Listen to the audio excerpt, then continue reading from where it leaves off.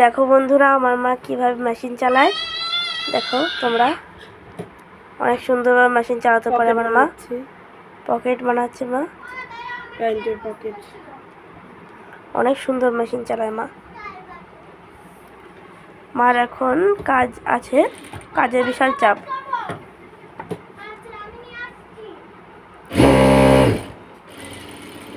দেখো কি সুন্দর মেশিন চালায় মা।